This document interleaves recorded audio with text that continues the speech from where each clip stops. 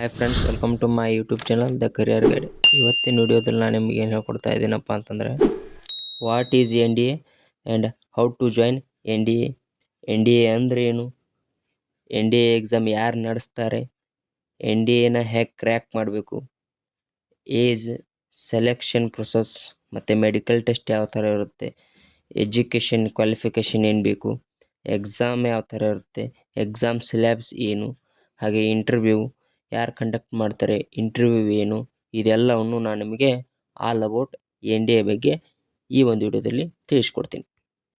N D A national defence academy, N A ನ್ಯಾವಲ್ academy. ಈ ಒಂದು ಎಕ್ಸಾಮ್ನ UPSC ಅವರು conduct ಮಾಡ್ತಾರೆ, ಅಂದರೆ ಯೂನಿಯನ್ ಪಬ್ಲಿಕ್ ಸರ್ವಿಸ್ ಕಮಿಷನ್ ಅವರು ಕಂಡಕ್ಟ್ ಮಾಡ್ತಾರೆ. ಎನ್ ಡಿ ಎಲ್ಲಿ ಏಜ್ ಲಿಮಿಟ್ ಏನಿದೆಯಪ್ಪ ಅಂತಂದರೆ 16.5 ಮತ್ತು ಅಪ್ ಟು 19.5ವರೆಗೂ ಇದೆ. ಅಂದರೆ 16.5 ವರ್ಷದವರು ಹಿಡ್ಕೊಂಡು 19.5 ವರ್ಷದವ್ರ ಒಳಗಿನವರು ಈ ಅಪ್ಲಿಕೇಶನ್ನ ಹಾಕ್ಬೋದು.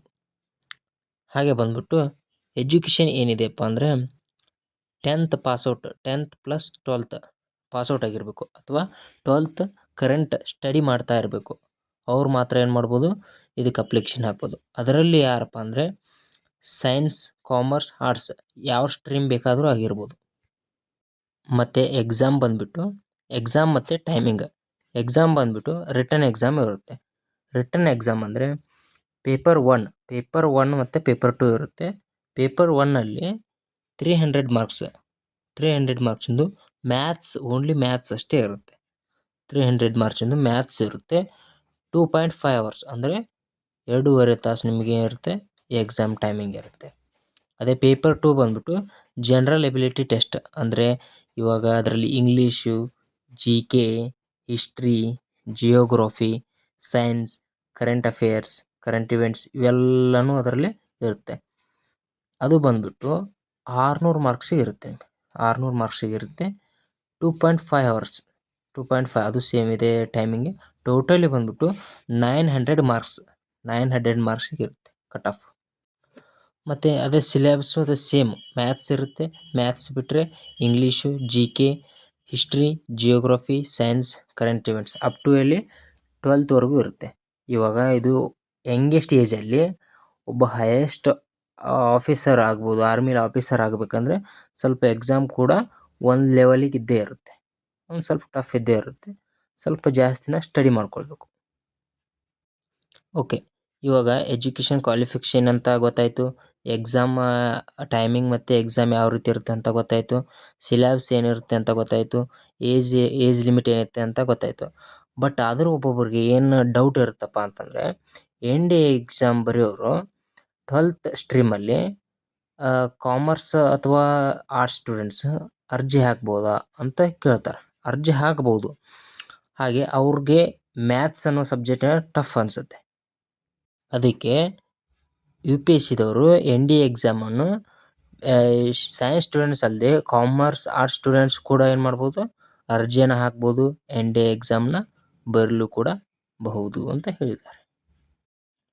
ಇಷ್ಟೆಲ್ಲ ಆದಮೇಲೆ ಫೈನಲಿ ಇಂಟರ್ವ್ಯೂ ಅನ್ನೋದು ಇರುತ್ತೆ. ಅದನ್ನು ಯಾರು ಕಂಡಕ್ಟ್ ಮಾಡ್ತಾರೆ, SSB ಅವರು ಕಂಡಕ್ಟ್ ಮಾಡ್ತಾರೆ.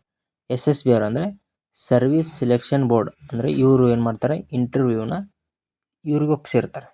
ಇಂಟರ್ವ್ಯೂ ತೊಗೊಳ್ತಾರಲ್ಲ, ಇಂಟೆಲಿಜೆನ್ಸ್ ಪರ್ಸನಾಲಿಟಿ ಟೆಸ್ಟ್ ಅಂತಾರೆ. ಆ ಇಂಟೆಲಿಜೆನ್ಸಲ್ಲಿ ನಮ್ಮ ಮೈಂಡ್ಸೆಟ್ ಯಾವ ರೀತಿ ಇರುತ್ತೆ, ಮತ್ತು ಹೊಳ್ಳಿ ನಮ್ಮ ಪರ್ಸ್ನಾಲಿಟಿ ಯಾವ ಥರ ಇರುತ್ತೆ, ನಾವು ಯಾವ ಥರ ಅವ್ರಿಗೆ ನೇರವಾಗಿ ಉತ್ತರ ಕೊಡ್ತೀವಿ ಅನ್ನೋದನ್ನೆಲ್ಲ ನೇರವಾಗಿ ಚೆಕ್ ಮಾಡ್ತಾರೆ. ಹಾಗೆ ಎನ್ ಡಿ ಎ ಬಗ್ಗೆ ಸಮ್ ಕ್ವಶನ್ಸ್ ಕೂಡ ಕೇಳ್ಬೋದು. ಏನಂದರೆ ಕರೆಂಟ್ ಇವಾಗಿಂದ ಅಂದರೆ what is N D A exam, N D A exam ಬಗ್ಗೆನೇ ಕೇಳ್ಬೋದು. ಅಥವಾ what is better than N D ಎಕ್ಕಿಂತ ಬೆಟರ್ ದೆನ್ ಏನಂತ ಈ ಥರ ಸಮ್ ಕ್ವಶನ್ಸನ್ನ ಏನು ಮಾಡ್ತಾರಪ್ಪ ಅಂದ್ರೆ ಅವರು ಕೇಳ್ತಾರೆ ನಮಗೆ. ನಾವು ಅದಕ್ಕೆ ಏನು ಮಾಡಬೇಕು, ಪ್ರತಿಯೊಂದಕ್ಕೂ ಉತ್ತರನ ಕೊಡಬೇಕು. ಮತ್ತು what is syllabus of N D A syllabus ಅಂದರೆ ನಿಮಗೆ ನಾವು ಅದರಲ್ಲಿ ಏನು ಅರ್ಥ ಮಾಡ್ಕೊಂಡಿದ್ದೀವಿ ಅನ್ನೋದನ್ನು ಮಾತ್ರ ಅವರಲ್ಲಿ ಪರ್ಸ್ನಾಲಿಟಿ ಟೆಸ್ಟಲ್ಲಿ ಕೇಳ್ತಾ ಇರ್ತಾರೆ. ಬಟ್ ನಾವು ಅದಕ್ಕೆ ಏನು ಮಾಡಬೇಕು, ಸರಿಯಾದ ನೇರವಾಗಿ ಉತ್ತರವನ್ನು ಕೊಡಬೇಕು. ನೆಕ್ಸ್ಟು ಮೆಡಿಕಲ್ ಟೆಸ್ಟ್ ಇರುತ್ತೆ. ಮೆಡಿಕಲ್ ಟೆಸ್ಟಲ್ಲಿ ಎಲ್ಲ ಮೆಡಿಕಲಿ ನಮ್ಮ ಫಿಸಿಕಲಿ ಆಗಿರ್ಬೋದು, ಮೆಡಿಕಲಿ ಆಗಿರ್ಬೋದು ಎಲ್ಲನೂ ಟೆಸ್ಟ್ ಮಾಡ್ತಾರೆ. ಟೆಸ್ಟ್ ಆದಮೇಲೆ ಫೈನಲಿ ಸೆಲೆಕ್ಟೆಡ್ ಇರುತ್ತೆ. ಸೆಲೆಕ್ಟೆಡ್ ಆದ ತಕ್ಷಣ ಟ್ರೈನಿಂಗ್ ಇರುತ್ತೆ. ಟ್ರೈನಿಂಗ್ ಬಂದುಬಿಟ್ಟು 3 ಇಯರ್ಸ್ ಟ್ರೈನಿಂಗ್ ಇರುತ್ತೆ. ಯಾಕಂದರೆ ಹೈಲಿ ಆಫೀಸರ್ಸ್ ಯಂಗೆಸ್ಟ್ ಏಜಲ್ಲಿ ಹೈಲಿ ಆಫೀಸರ್ ಅಲ್ವಾ, ಅದಕ್ಕೆ ಮಿನಿಮಮ್ 3 ಇಯರ್ಸ್ ಏನಿರುತ್ತೆ ಟ್ರೈನಿಂಗ್ ಇದ್ದೇ ಇರುತ್ತೆ. ಟ್ರೈನಿಂಗ್ ಕೂಡ ನಿಮ್ಗೇನು ಮಾಡ್ತಾರೆ, ಒಂದು ಒಳ್ಳೊಳ್ಳೆ ಗ್ರ್ಯಾಜುಯೇಷನ್ ಮುಗಿಸಿರುವಂಥ ದೊಡ್ಡ ಒಳ್ಳೊಳ್ಳೆ ಆಫೀಸರ್ಸ್ ಕೂಡ ಏನು ಮಾಡ್ತಾರೆ, ಟ್ರೈನ್ ಮಾಡ್ತಾ ಇರ್ತಾರೆ. ಹಾಗೆ ಇವಾಗ NDA ಬಂದುಬಿಟ್ಟು ನೀವು ಎಷ್ಟು ಅಟೆಂಪ್ಟ್ಸ್ ಕಟ್ಬೋದು, ನಮಗೆ ಅದು ಡೌಟ್ ಇದೆಯಪ್ಪ ಅಂತಂದರೆ 4 to 5 ಅಟೆಂಪ್ಟ್ಸ್ ಕಟ್ಬೋದು. ಅದು ಬಂದುಬಿಟ್ಟು ಡಿಪೆಂಡ್ ಅಪಾನ್ ಯುವರ್ ಏಜ್ ಮೇಲೆ ಡಿಪೆಂಡ್ ಇರುತ್ತೆ. ಮಿನಿಮಮ್ 16.5 19.5ವರೆಗೂ ನಿಂದು ಏಜ್ ಬರ್ತಪ್ಪ ಅಂದರೆ ನಿನ್ನ ಅಲ್ಲಿವರೆಗೂ ಎಷ್ಟು ಅಟೆಂಪ್ಟ್ಸ್ ಆಗುತ್ತೋ ಅಷ್ಟು ಅಟೆಂಪ್ಟ್ ಕೂಡ ನೀನು ಅರ್ಜಿನ ಹಾಕ್ಬೋದು. Okay, that's all. This is all about NDA exam and how to join NDA. ಹಾಗೆ ಲೈಕ್ ಮಾಡಿ, ಶೇರ್ ಮಾಡಿ, ಸಬ್ಸ್ಕ್ರೈಬ್ ಮಾಡಿ, ಪಕ್ಕದಲ್ಲಿರುವಂಥ ಬೆಲ್ ಬಟನ್ ಕೂಡ ಪ್ರೆಸ್ ಮಾಡಿ. ಯಾಕಂದರೆ ನಾವು ಯಾವುದೇ ಇಂಪಾರ್ಟೆಂಟ್ ವಿಡಿಯೋ ಮಾಡಿದರೂ ಕೂಡ ನಿಮಗೆ ನೇರವಾಗಿ ಬಂದುಬಿಡುತ್ತೆ. Okay, thank you. Bye. Next ವಿಡಿಯೋದಲ್ಲಿ ಸಿಗೋಣ.